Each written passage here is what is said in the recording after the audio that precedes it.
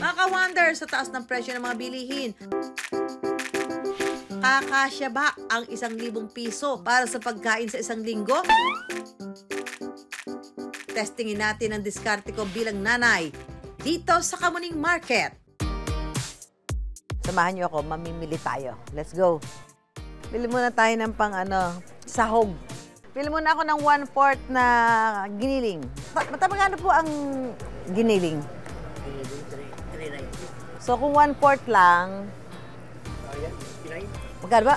99 pesos. Tayo pabili po. Papalasa sa mga bibili nating ulam.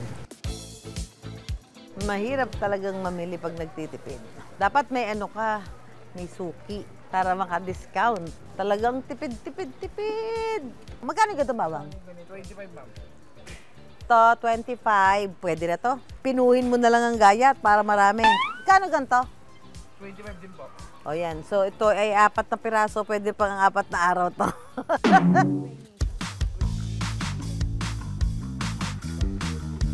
Ito, lalagyan mo ng patatas. Isang taling munggo. Para siya malasa, lagyan mo ng isang chicharon. Para masustansya, lagyan mo ng malunggay. Ang susi lang naman dyan, di baling ulam mo sa umaga hanggang hapon. Basta masustansya yung pagkain. Pabili po bigas. So may sumobra pa ako. Ubusin ko to. Oh, teka lang. Bibili ako ng pan-dessert. 25. Magkano saging? Yung mura. Ha? Kulang. 39 na lang pala. Ate, 39 lang ha. Pwede na? Ha! Meron akong dessert! Pero teka, may challenger pa pala ako.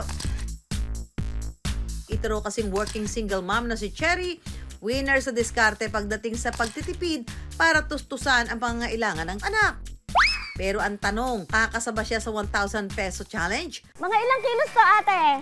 O, 5 kilo. Sa palagay ko, sobra pa nga to sa amin ha, para sa 1 week. Magkano to, te? Kuya, meron kayong yung giniling ba na nasa delata? Upo na lang. Pakalahati na lang. Kasi magsasawa kami agad kapag madami ko lulutuin. Magdala po ako mga na lang. Kailangan nga, meron kayong bayong na dala. Ipapry ko lang mga 2 lang pong piraso. Talagang 100 lang, kuya. 100 na lang. O, naka-discount tayo ng 20 pesos. Isa pa lang, tatluhin nyo na po. 175!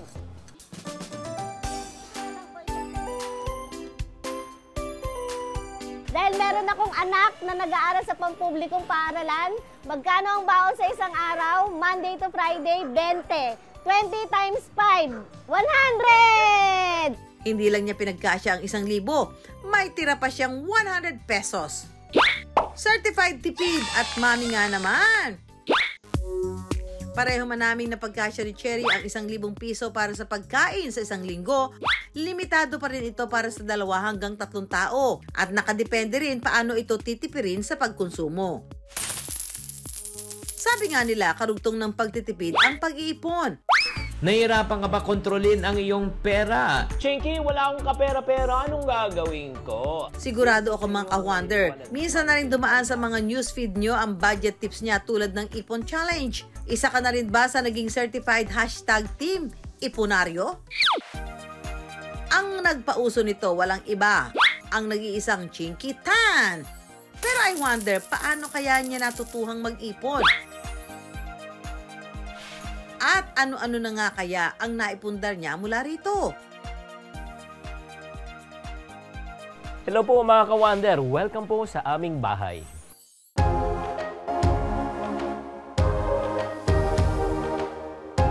Produkto nga ro ng kanyang pag-iipon ang mga naipundar na artwork sa kanyang bahay. Ito yung mga obra na gawa po ng mga Filipino artist po at pinagmamalaki po natin na international standard na po sila. Sila po ay pinagkakaguluhan at tuwing nagsishow po siya parating sold out. Si Julius Babaw ang nagturo po sa akin ito. Maganda na mag-collect ng mga paintings. Habang tumatagal po, tumataas din po ang presyo na parang lupa. At pagdating ng panahon, kung ito ay kailangan mo na talagang siguro ibenta, para ikaw ay gamitin in the near future, pwede mo rin gawin. Ito naman po ay galing naman kay Heart Evangelista, itong mga sculptures na ito. Pag-akyat sa second floor, nakahilera ang mga naipundar niyang toy collection. Kung mapapansin nyo po, dito po ang aking working area araw-araw. Dito ko po shoot ang mga video. Lahat daw ng ito katas ng ilang taon niyang pag-iipon. Nag-umpisa ako matutong mag-ipon actually, nung bata pa eh. Kasi naalala ko nung 12 years old ako, mahirap talaga ang buhay. Mahirap maging mahirap. Ibang tingin sa'yo ng tao pag wala kang pera. Tuwing recess time, wala akong pera, walang baon. During recess time, I will go to the comfort room. Bubuksan ko po yung tubig. Yan na po yung pagkain ko.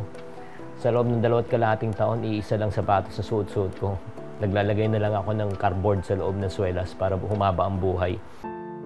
Pero dahil sa hirap na dinana, si Chinky mas lalong nagpursige at nag-ipon. At age 12, nagbenta na ako ng toilet paper, pants, shoes, and shirts. Tinamaan ko yung unang milyon ko when I was in my 20s. Dahil sa, yun nga, natuto po tayo na dumiskarte habang bata pa. Let's talk about the 10 bad money habits about money management. Kaya naman naging panata na raw niya na tulungan ng iba na maging #Team Ipunaryo. Para sa mga taong nag-uumpisa lang na huwag kayong matakot na sumubok. Lalo na kung kayo ay may konting puhunan na ipon, ang gamitin nyo po yung tinatawag na rule of 10. Kung kayo ay nakaipon ng 1,000, 100 lang gamitin mo. Kung nalugi man, meron ka pang 900. So, ang ibig sabihin yan, minimize mo yung chance na ikaw ay malugi ng todo-todo.